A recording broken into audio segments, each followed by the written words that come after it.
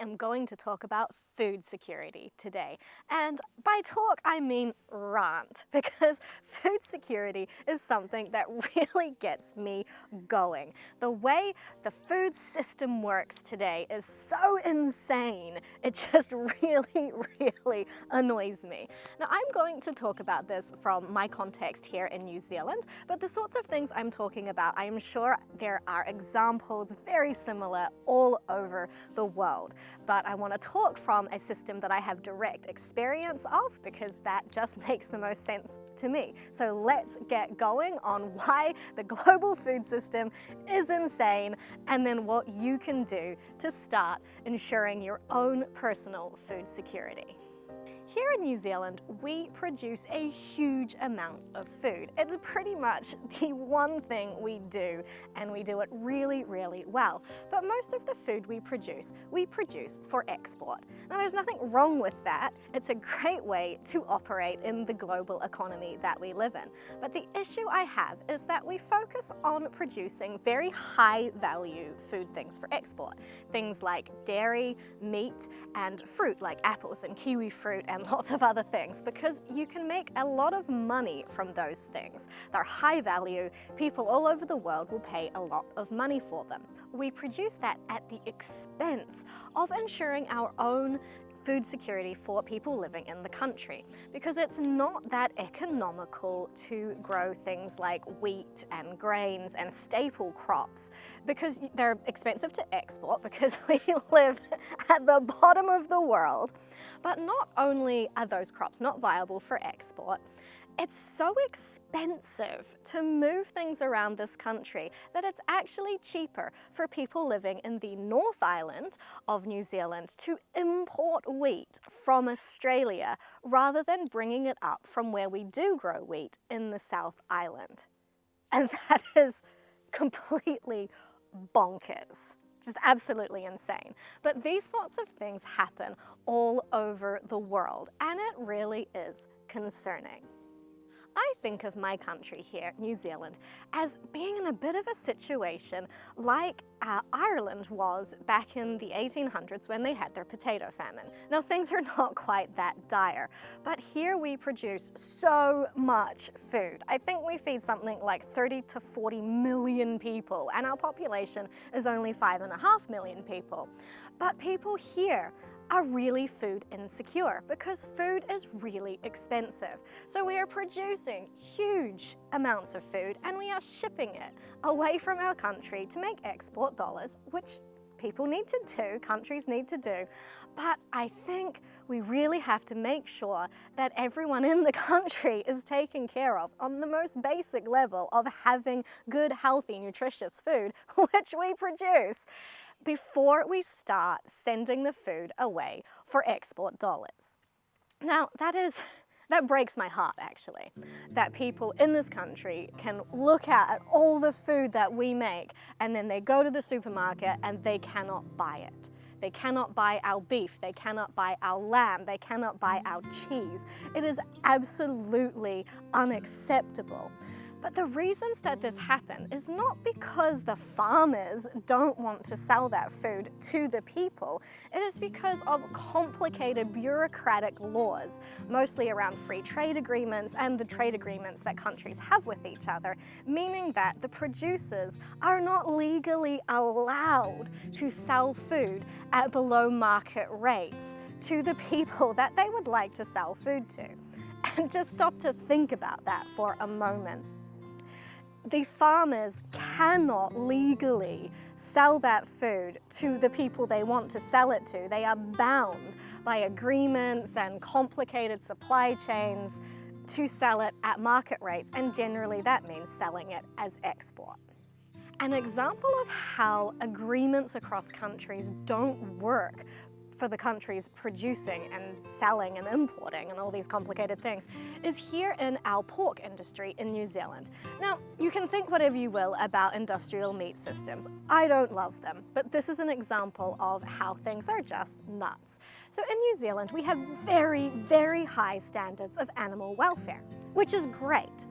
But because we allow the importation of pork into the country from countries that do not have such high levels of animal welfare standards, our New Zealand farmers cannot produce the pork here at a competitive rate. So essentially, they have been driven out of business. The only pork produced in this country is for fresh sale at the supermarket.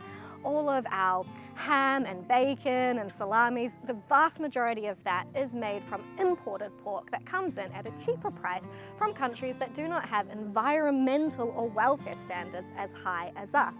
And that's just okay, apparently. We don't tariff it to come in so it matches the level that our farmers can produce at. They're just essentially shrug your shoulders, oh well, that sucks, go and do something else.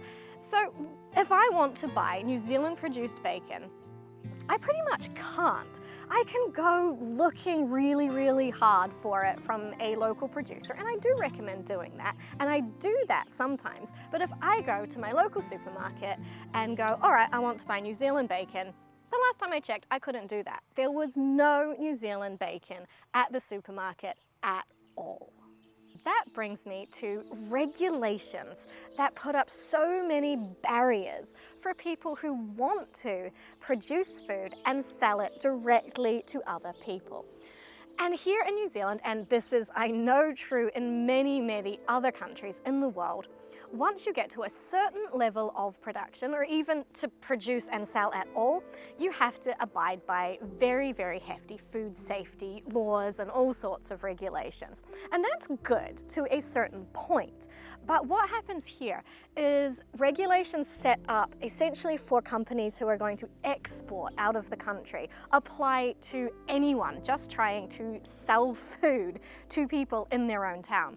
An example of that is if you wanted to have a flock of chickens and sell the eggs. You can go ahead and do that from a backyard flock. That's okay, so long as you directly are the person doing the selling. You can't give them to a shop or even have someone sell on your behalf at a market or something. You yourself have to sell those eggs. But as soon as you have 100 birds or more, and that is not just 100 hens, that's just 100 birds total, all of the regulations that would apply to someone supplying thousands and thousands of eggs to the supermarket then apply to you. So it's essentially impossible to reach a scale that you could actually be making a living from. Say you wanted to have 300 chickens. The amount of money you'd have to spend in compliance would just make that not viable at all. And that applies to so many different things. If you wanted to set up a meat processing company just for your local region, all of the regulations, as if you were going to export that meat across the world in vast quantities, apply to you instantly. So again, it's just not economically viable. You can't do it. You can never operate at the scale in a local market that would allow you to do that. That's just nuts. If you want to have your cow processed into meat for you, you basically can't. There's no way to get that done unless you're just getting it done on a very small scale. But if you get done on that very small scale, you can't sell that meat. So you can have your cow, you can have your cow butchered and processed by a licensed provider, but that meat can only be used for you and your family. You can't give it away. You can't trade it. You can do nothing with it but eat it yourself. And cool, you can eat it yourself. That's a good thing. But you can't have 5 cows and have a couple of surplus to sell to your friends and neighbors. Not allowed. Can't happen. Now, it does happen, but technically speaking, that is illegal. Why? Basically, why? It is just to make sure that large corporations have a monopoly on selling food to people and the government gets their cut, because I really don't see how there is a food safety issue with selling properly processed food to your friends and neighbors, or trading it, or giving it away. What is the problem? I don't want you to think that I have a problem with farmers in any way. I absolutely don't. Farmers they work so hard and they are bound into this system, just as you and I are bound into the system as well when we are forced to go and buy our food from these selected places. Farmers often don't get paid enough money to even break even. There are situations where things have gone slightly wrong, or a labor shortage, or wages have gone up, which has happened here, which again, a good thing in certain cases. And fields of crops have just been plowed back into the ground because it was uneconomical to harvest them. A whole field of lettuce just plowed in because it wasn't worth the wages to harvest it. Like, what? And that happens quite a lot. The wastage that comes out of these high-value export systems. So I used to work in apple orchards commercially, which was great. And I was at the producer level, the on-farm level. And the amount of waste that we generated to pick the perfect fruit, only the perfect fruit could go into the bin to then go to the pack house. So just at that number 1 stage, the amount of waste we produced was insane. And there was nothing you could do about that. You couldn't offer that to anyone else because health and safety regulations. People couldn't come onto the orchard to gather that fruit because health and safety regulations. It wasn't economical to harvest it with the workforce because it wasn't worth enough to be worth picking. So the fruit just got dumped on the ground and driven over by the tractor. And I'm talking a lot, like 1/3 of the entire crop wasted because it wasn't good enough to make it to the pack house.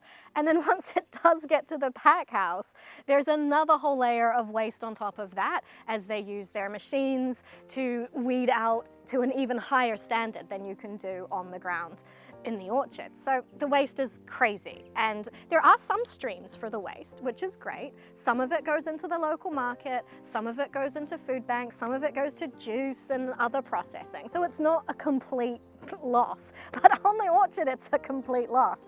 That is squished into the ground, it's gone. And the economics of the thing just work out that that's the way it has to be. The farmers don't want that to be the case, but their hands are tied. They are bound into contracts of supply where they get paid barely enough to break even, hence the drive to export markets where they can make more money. And all of the people in the middle are making that money. So the farmers are losing, and us who want to buy the food are losing, and the people in the middle are just parasites sucking all of the money from the farmers and from us as consumers. And that's just not okay. The last bit of insanity I want to touch on before I talk about what you can actually do about any of this is the amount of energy used to make the energy we eat. So I'm just going to talk about this in calories. So the general ratio is, and this is an average, so different crops are different ratios, but as an average, it requires 10 calories of fossil fuel to produce 1 calorie of food people can eat. And I mean, the math doesn't add up there. That is not an efficient way to produce food energy for people. That just 10 calories of fossil fuel, 1 calorie people food. Just crazy. But let's talk about what you can do to start making food security for your family and your community better. The first thing is produce what you can where you are with what you have.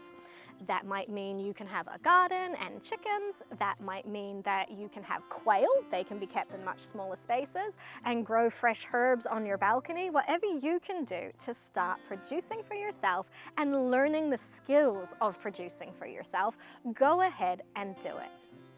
Try to buy wherever possible, wherever regulations let you do it, directly from producers, directly from farmers and gardeners and small livestock keepers. Try to buy direct. And if you can't buy direct, because it's not always possible, try to buy locally and try to at least buy from within your own country. Maybe that's just at the supermarket. Do your research, find the brands that are local or at least in your own country and buy them. And just really try to make educated purchasing decisions. Get to know people in your community, build relationships. This is how this all works. We can't do all the things for ourselves. That's not how people work. It's not how communities work. Everyone has to work together to produce everything that we need. So form relationships and trade things. Maybe you have lots of tomatoes and someone else has lots of beans. Swap them. I give eggs to my neighbors and they give me back things like walnuts and fruit or a baking that they've made from the eggs. And it's a beautiful way to start weaving resiliency back into our communities. And these might seem like small things, but if everybody does small things, then together we create something that is much, much bigger.